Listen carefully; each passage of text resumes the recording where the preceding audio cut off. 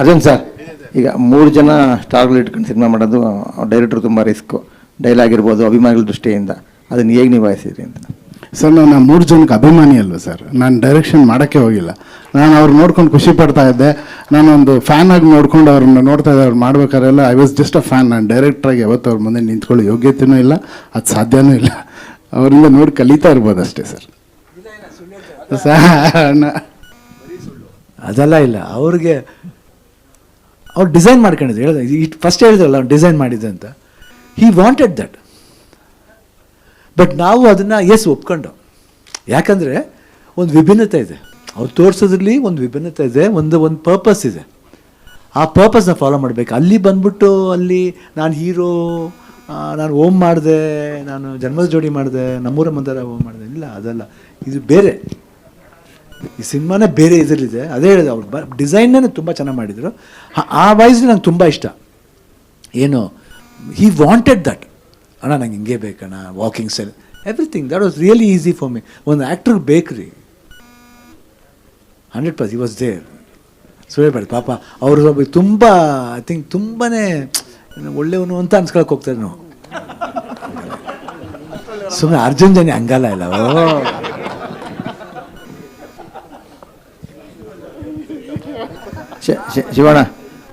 Shivanna Uppi sir ಆಗಲೇ ಹೇಳ್ದಂಗೆ ತುಂಬ ಜನ ನಿರ್ದೇಶಕರಿಗೆ ನೀವೊಂಥರ ತಂದ್ರಿ, ಇಂಡಸ್ಟ್ರಿ ತಂದಿದ್ದೀರ. ತುಂಬ ಜನಕ್ಕೆ ಹೊಸ ಸಿನಿಮಾಗಳು, ಹೊಸ ಹೊಸ ಅವಕಾಶಗಳು. ಮೊದಲನೇ ನಿರ್ದೇಶನ ಸಂಗೀತ ನಿರ್ದೇಶನದಲ್ಲಿ ತುಂಬ ಹೆಸರು ಮಾಡಿದ್ದಾರೆ. ಹೇಗೆ ಅನಿಸ್ತು ಅವ್ರ ಕತೆ ಹೇಳಿದಾಗ ಒಪ್ಕೋಬೇಕು ಅಂತ ಅನ್ಸಿದ್ವಿ? ನಾನು ತರಲಿಲ್ಲ ಮಾತ್ರ, ನಾನು ಹೆಂಗೆ ಮಾತಾಡೋಕ್ಕಾಗುತ್ತೆ? ಅವ್ರು ಬಂದು ಹೇಳ್ದಾಗ ತಾನೆ ನಮ್ಮ ಕತೆ ಅವಕಾಶ. ನೋ ಅವಕಾಶ ಬಂದ. ಅಮ್ಮ ಪ್ರೊಡ್ಯೂಸರ್ ಅಮ್ಮ, ಅದು ನಾನು ಪ್ರೊಡ್ಯೂಸರ್ ಅಲ್ಲ, ಅಮ್ಮ ಪ್ರೊಡ್ಯೂಸರು. ಕತೆ ಚೆನ್ನಾಗಿತ್ತು. ಆಮೇಲೆ ಚೆನ್ನಾಗಿರ್ಬೇಕಾದ್ರೆ ನಾವು ಯಾವಾಗ ಅಪ್ರಿಷಿಯೇಟ್ ಮಾಡಬೇಕಮ್ಮ, 100%. ಅದು ಇವರು ಅದು ಆಮೇಲೆ ನಾವು ಬ್ರ್ಯಾಂಡ್ ಅಲ್ಲಮ್ಮ, ಅವರೇ ಬ್ರ್ಯಾಂಡ್ ಆಗ್ತಾರಮ್ಮ ಒಂದಿನ. It's not the brand. ನಾವು ನಮ್ಮನ್ನ ಬ್ರ್ಯಾಂಡ್ ಅಂತ ಅನ್ಕೋಬೇಕು, ಅವಾಗ ನಮ್ಮ ಬ್ರ್ಯಾಂಡ್ ಸಿಗೋದು ಅಷ್ಟೇ. ಅರ್ಜುನ್ ಜನ ಹೇಳ್ಬೇಕಾದ್ರೆ ಇಷ್ಟ ಆಯ್ತಮ್ಮ. ಉಪೇಂದ್ರ 100%. ಅದಕ್ಕೆ ಮುಂಚೆ ಯಶಂತ ಒಂದು ಸಿನಿಮಾ ಮಾಡಿದ್ರು, ತರಲೆ ನನ್ನ ಮಗನ ಎಷ್ಟೊತ್ತಿ ನೋಡಿದ್ನಿ ಗೊತ್ತಾ? ಹಾಂ, ಉಷ್ಣ ಎಷ್ಟು ಸತಿ ನೋಡಿದ್ ಗೊತ್ತಾ? No, is very intelligent. ನೋಡಿ ಬೇಕಾರೆ ಆ ಪಿಕ್ಚರ್ಲಿ ಸೂಕ್ಷ್ಮ ಪಾಯಿಂಟ್. ಬರೀ ಓಮ್ ಅಂತಲ್ಲ, ಬರೀ ಓಮ್ನ ನೀವು ಟಾರ್ಗೆಟ್ ಮಾಡ್ತಿದ್ದೀರಾ. See that previous film what you has done. Super. Ordinary director ಅಲ್ಲ ಅಮ್ಮ, ಫ್ಯಾಂಟಾಸ್ಟಿಕ್ ಈಸ್. ಸರಸ್ವತಿ ಪುತ್ರರು ಅಂತಾರೆ ಸರ್. ಸಾರಿ ಸರ್, ಕೇಳಿಸ್ತಾ ಇಲ್ಲ. 4.5 months ಇದೆ ಸಿನಿಮಾ ರಿಲೀಸ್ ಆಗೋಕ್ಕೆ. ಇನ್ನೂ ಏನೇನು ಸರ್ಪ್ರೈಸ್ಗಳು ಇಟ್ಟಿದ್ದೀರಪ್ಪ? ಸರ್, ಸಾಂಗ್ಸ್ ಇದೆ. ಆ ಸಾಂಗ್ಸಲ್ಲೂ ಸರ್ಪ್ರೈಸ್ ಇದೆ. ರೆಗ್ಯುಲರ್ ಆಗಿ ಸಾಂಗ್ ರಿಲೀಸು, ಒಂದು ಸಾಂಗ್ ರೆಗ್ಯುಲರ್ ಕಂಟೆಂಟ್ಸ್ ನೀವೇನು ನೋಡ್ತಿರ್ತೀರ ಆ ಥರ ಸಾಂಗ್ ಇರಲ್ಲ. ಸೊ ಆ ಸಾಂಗ್ ರಿಲೀಸ್ ಆದಾಗಲೇ ನಿಮ್ಗೆ ಇದರಲ್ಲಿ ವಿಷಯ ಇದೆಯಾ ಅನ್ನೋ ಥರದ್ದಿದೆ, ಆವಾಗ ಖಂಡಿತ ಮಾತಾಡ್ತೀನಿ. ಆ್ಯಂಡ್ ಇನ್ನೊಂದಷ್ಟು ಚಿಕ್ಕ ಟೀಸರ್ ಆ್ಯಂಡ್ ಟ್ರೇಲರ್ ಇದೆ ಸರ್. ಈ ಮೈಕ್ ಕೇಳ್ತಾ ಇದ್ರು ಆ ಕಡೆ.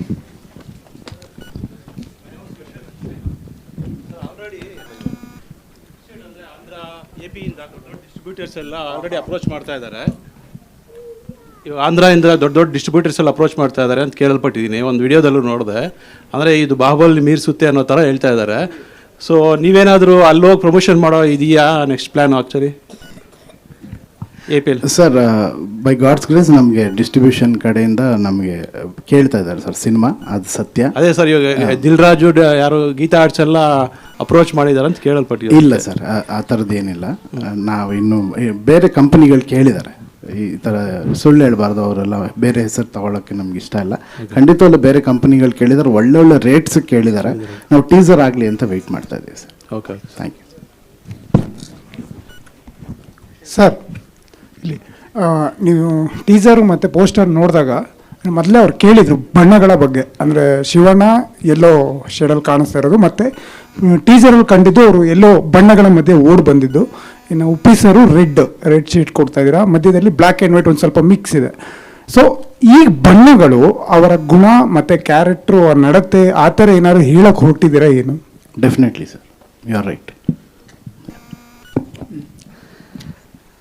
ಅರ್ಜುನ್ ಸರ್ ಇಲ್ಲಿ ಸರ್ ಆ್ಯಕ್ಚುಲಿ ಫಿಲಾಸಫಿಕಲ್ ಆ್ಯಂಗಲ್ ಇರೋದಂತೂ ಹೌದು ಟೀಸರ್ ನೋಡುವಾಗ ಅಥವಾ ಇಲ್ಲಿ ತನಕ ಬಂದಿರೋ ಕಂಟೆಂಟ್ಸ್ ಎಲ್ಲ ನೋಡುವಾಗ, ಬಟ್ ಎಷ್ಟು ಮಟ್ಟಿಗೆ ಪ್ರೀಚಿ ಆಗದೆ ಇರೋ ಥರ ನೀವು ನೋಡ್ಕೊಂಡಿದ್ದೀರಿ? Sir that is the beauty of the script sir. ಏನಂದ್ರೆ ಬರೀ ಫಿಲಾಸಫಿ ಇಲ್ಲದೆ ಟೋಟಲ್ ಕಮರ್ಷಿಯಲ್ ಸಿನಿಮಾದಲ್ಲಿ ಫಿಲಾಸಫಿ ಹೇಳಿದ್ರೆ ಹೇಗಿರುತ್ತೆ ಅದಕ್ಕೆ ಈ ಸ್ಕ್ರಿಪ್ಟು ನಮಗೆಲ್ಲರಿಗೂ ತುಂಬ ಖುಷಿ ಪಟ್ಟಿದ್ದು. ತುಂಬ ಫಿಲಾಸಫಿ ಹೇಳಿದ್ರೆ ಬೋರ್ ಆಗ್ಬಿಡುತ್ತೆ, ಬಟ್ ಅದನ್ನು ಆ್ಯಕ್ಷನ್ನು ಮತ್ತು ಇದ್ರ ಮೂಲಕ ಹೇಳೋದು ಅದು ತಾನಾಗಿ ಮೂಡ್ ಬಂತು sir. Last question for the day.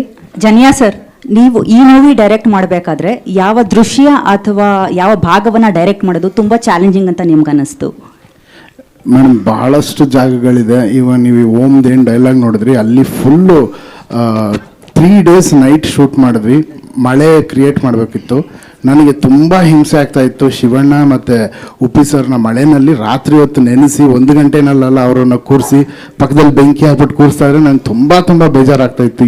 But ಎಲ್ಲ ಮಕ್ಕಳ ಥರ ಮಗು ಥರ ಕೂತಿರೋರು. ನಾನು ಹೋಗಿ ಕೇಳ್ತಿದ್ದೆ, ಅಣ್ಣ ಓಕೆನಾ ಅಣ್ಣ? ಇಲ್ಲ ಮಾಡಮ್ಮ ಅಂತ. ಆ ಮಳೆಯಲ್ಲಿ ಇದು ವೆರಿ ಇಂಪಾರ್ಟೆಂಟ್ ಶಾರ್ಟ್ ಆಗಿತ್ತು ನಮಗೆ. ಕಾಂಪ್ರಮೈಸ್ ಆಗದೆ ತೆಗೆದ್ವಿ. ದಟ್ ವಾಸ್ ಸ್ವಲ್ಪ ಕಷ್ಟ ಆಯ್ತು ನನಗೆ. ರಾಜ್ ಸರ್ ಲಾಸ್ಟ್ ಇಲ್ಲಿ ಸರ್ ಆ್ಯಕ್ಚುಲಿ ನಿಮ್ಮನ್ನು ಈ ಒಂದು ಸ್ಕ್ರಿಪ್ಟಿಗೆ ಒಪ್ಪಿಸ್ಲಿಕ್ಕೆ ತುಂಬ ಕಷ್ಟ ಆಯಿತು ಅಂತ ಹೇಳಿದ್ರು ಆ್ಯಕ್ಚುಲಿ. ಸೊ ಇದು ಒಪ್ಕೊಂಡ ನಂತರ ಈ ಸಿನಿಮಾ ಎಲ್ಲ ಮುಗಿಸಿದ ನಂತರ ನಿಮ್ಮೊಳಗಿರುವಂತಹ ನಿರ್ದೇಶಕನಿಗೆ ಏನು ಟೇಕ್ ಹೋಮ್ ಸಿಕ್ಕಿದೆ? ನಾನು ಈ ಸಿನಿಮಾ ಸ್ಟೂಡೆಂಟ್, ಅದರಲ್ಲಿ ಯಾವುದೇ ಡೌಟ್ ಇಲ್ಲ. ಯಾಕಂದ್ರೆ ಒಂದು ಸ್ಕೇಲು, ಮತ್ತೆ ನಾನು ಸರ್ ಹತ್ರನೂ ಹೇಳ್ತಾ ಇದ್ದೆ ಪಕ್ಕ ಕೂತಾಗ, Arjun Janya is a very intelligent director. ಅಂದ್ರೆ ಕೆಲವು ಸಲ ಈ ಕಮರ್ಷಿಯಲ್ ಸಿನಿಮಾ ಮಾಡಬೇಕಾದ್ರೆ ಅದರಲ್ಲಿ ಮೀಟರ್ ಹಿಡ್ಕೊಳ್ಳೋದು ಅಥವಾ ಯಾವ ಪಾತ್ರವನ್ನ ಯಾವ ಸ್ಟಾರನ್ನ ಯಾವ ರೀತಿ ಪ್ರೆಸೆಂಟ್ ಮಾಡೋದು ಅಂಡ್ ಅದೆಲ್ಲ ತುಂಬಾ ಚೆನ್ನಾಗಿ ಹ್ಯಾಂಡಲ್ ಮಾಡಿದ್ದಾರೆ. ಅಂದ್ರೆ ಅಲ್ಲಿ ಒಂದು ಇಂಟೆಲಿಜೆನ್ಸು ಬೇಕು, ಆರ್ಟು ಇದೆ, ಇಂಟೆಲಿಜೆನ್ಸು ಇದೆ. ಅದನ್ನ ನಾನು ತುಂಬಾ ಹತ್ತಿರದಿಂದ ಅಬ್ಸರ್ವ್ ಮಾಡ್ತಾ ಇದ್ದೆ. ಅವ್ರಿಗೆ ಹೈಯೆಸ್ಟ್ ಫೋನ್ ಮಾಡಿ ತೊಂದರೆ ಕೊಡೋದ್ರಲ್ಲಿ ನಮ್ಮ 3 ಜನದಲ್ಲಿ ನಾನೇನ ಅನ್ಸುತ್ತೆ. ಅಂದ್ರೆ ಏನಾಗ್ತಾ ಇದೆ ಸರ್, VFX ಏನಾಯ್ತು, ಅದೇನಾಯ್ತು, ಸಾಂಗ್ ಯಾವ ರೀತಿ ಮಾಡ್ತಾ ಇದ್ದಾರೆ. ಯಾಕಂದ್ರೆ ಪ್ರತಿ ಸತಿ ಯಾಕೆ ಕೇಳ್ತಾ ಇದ್ದೀನಿ ಅಂದ್ರೆ ನನ್ನಲ್ಲಿರುವಂತ ಒಬ್ಬ ನಿರ್ದೇಶಕನಿಗೆ ಇದೊಂದು ಸ್ಕೂಲು. ನಾನು ಕಲಿತಾ ಇರ್ತೀನಿ. ಈಗ ಸತ್ಯ ಸರ್ ಒಂದು ಫ್ರೇಮ್ ಇಟ್ಟರು ಕೂಡ ಓಕೆ ಇದು ಸ್ಕೇಲ್ ಇದೆ, ಅಂದ್ರೆ ಇಷ್ಟು ಜನ ಇದ್ದಾರೆ, ಬಟ್ ಇಷ್ಟು ಜನರನ್ನ ಕ್ಯಾಮರಾದಲ್ಲಿ ಇದ್ದಾರೆ ಅಂತ ತೋರಿಸೋದು ಬಹಳ ಕಷ್ಟದ ಕೆಲಸ. ಅದು ನಾವೆಲ್ಲ ತುಂಬಾ ಇಂಡಿ ಫಿಲ್ಮ್ ಮೇಕರ್ಸ್, ತುಂಬಾ ನಮ್ಮದೇ ಒಂದು ಚೌಕಟ್ಟು ಒಳಗಿಂದ ಬಂದವರು. ಹಾಗಾಗಿ ಈ ತರದ ಸಿನಿಮಾಗಳು ಸಿಕ್ಕಾಗ ತುಂಬಾ ವಿಷಯಗಳು ಕಲಿಯೋದಕ್ಕಿರುತ್ತೆ. ನಾ ಹೇಳಿದೆ ಸ್ಕೇಲ್ ಹೇಗೆ ಅಚೀವ್ ಮಾಡೋದು, ಅಥವಾ ಮೀಟರ್ ಹೇಗೆ ಹಿಡಿಯೋದು, ಮ್ಯೂಸಿಕ್ನ ಯಾವ ರೀತಿ ಯೂಸ್ ಮಾಡ್ಕೊಳ್ಳೋದು, ಅದೆಲ್ಲ ನಾನು ಕಲ್ತಿದ್ದೀನಿ. ಅಂದ್ರೆ ಕಲಿತಾ ಇರ್ತೀನಿ. ಕಲ್ತಿದ್ದೀನ ಇಲ್ವಾ ಅಂತ ಮುಂದಿನ ಸಿನಿಮಾ ನೋಡಿದ್ರೆ ಗೊತ್ತಾಗ್ಬೋದು ಅಷ್ಟೇ. ಬಟ್ ಕಲಿಯೋ ಪ್ರಯತ್ನದಲ್ಲಂತೂ ಇರ್ತೀನಿ. Okay, thank you. ಇಡೀ ತಂಡಕ್ಕೆ ಒಳ್ಳೆಯದಾಗಲಿ ಅಂತ ಕೇಳ್ಕೊತೀನಿ. Thank you sir. ನಾನು ಒಂದೇ 2 ಸಾಂಗ್ ಕೇಳಿರೋದು ಇವತ್ತವರೆಗೂ. ಪಿಕ್ಚರೈಸೇಷನು ನೋಡಿದ್ದೀನಿ, ಬಟ್ ಇನ್ನೂ 3 ಸಾಂಗ್ ಇದೆ. ನಾನು ಇನ್ನೂ ಕೇಳಿಸಿರೋ ಅವರು ನಿಮ್ಮ ಫೈನಲಲ್ಲಿ ಕೇಳಿಸ್ತೀನಿ ಅಂತ ಹೇಳ್ತಾರೆ.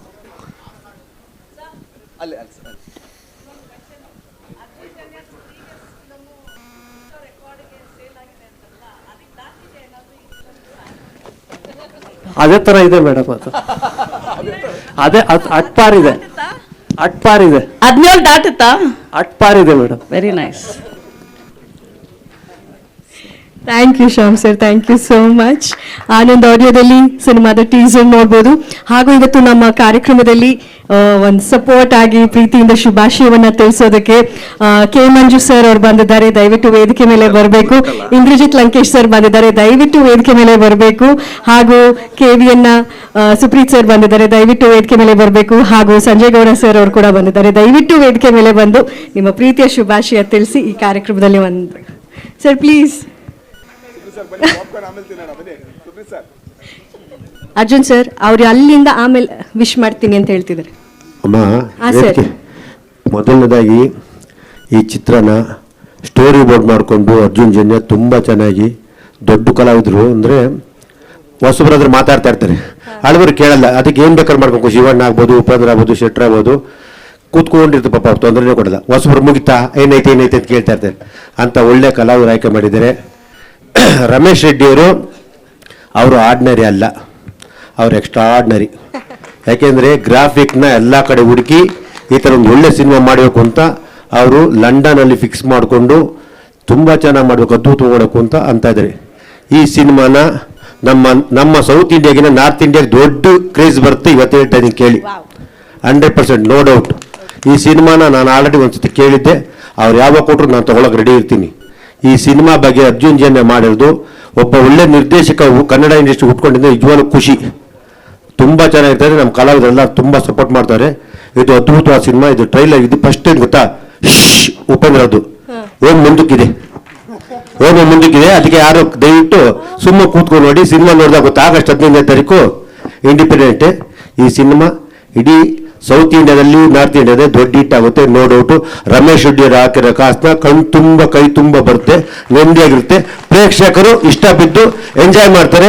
ಪ್ರತಿಯೊಬ್ಬರು ಒಂದು ಕನ್ನಡ ಸಿನಿಮಾನ ಇವತ್ತೇನು ಒಂದು ಕನ್ನಡ ಸಿನಿಮಾ ಒಂದು ಕಾಲದಲ್ಲಿ ಯಾರಿಗೆ ತಿರ್ಗಾ ಮತ್ತೆ ರಿಪೀಟ್ ಆಗ್ತಾ ಇದೆ. ಅದನ್ನ ಡೋರ್ಗಳನ್ನ ಕ್ಲೋಸ್ ಮಾಡಿಬಿಟ್ಟಿದ್ದೀನಿ. ಹಿಂದಿನ ಡೈರೆಕ್ಟ್ಗಳು ಹೇಳ್ತೀನಿ, ಡೈರೆಕ್ಟ್ಗಳು ದಯವಿಟ್ಟು ನಿಧಾನವಾಗಿ ಕೆಲಸ ಕತ್ತರೆ ನಿರ್ಮಾಪಕರು ದುಡ್ಡು ಹಾಕಿದ್ದಾರೆ, ಅವ್ರನ್ನ ಮುಚ್ಚಿಸ್ತಾ ಹೋಗಿ ದಯವಿಟ್ಟು ಎಲ್ಲ ಕೆಲಸ ಕತ್ಕೊಂಡು ನಿಧಾನಕ್ಕೆ ತಾಳ್ಮೆಯಂತೆ ಕೆಲಸ ಕತ್ತು ಈ ಸಿನಿಮಾ ಇಂಡಸ್ಟ್ರಿ ಉದ್ಧಾರ ಮಾಡಿ, ನಿರ್ಮಾಪಕರು ಉದ್ಧಾರ ಮಾಡಿ, ನಮ್ಮ ಕಲಾವಿದರೆಲ್ಲ ಸಂಪೂರ್ಣ ಸಹಕಾರ ಚಿತ್ರರಂಗಕ್ಕಿದೆ. ನಮ್ಮ ಇಂಡಸ್ಟ್ರಿ ಇನ್ನೂ ತುಂಬ ಚೆನ್ನಾಗಿರುತ್ತೆ ಹೇಳಕ್ಕೆ ಇಷ್ಟಪಡ್ತೀನಿ. ಈ ಟೀಮ್ 45 ಇದೆಯಲ್ಲ, ಇದು 45 ಇಸ್ ಓನ್ಲಿ 4 + 5 99 ಆಗುತ್ತೆ, ನೋ ಡೌಟ್. ತಲೆ ಕೆಡಿಸ್ಕೊಬೇಡಿ. ಥ್ಯಾಂಕ್ ಯು ಮಂಜು ಸರ್, ನಿಮ್ಮ ಪ್ರೀತಿಯ ವಿಶಸ್ಗೆ. ಇಂದ್ರಜಿತ್ ಸರ್.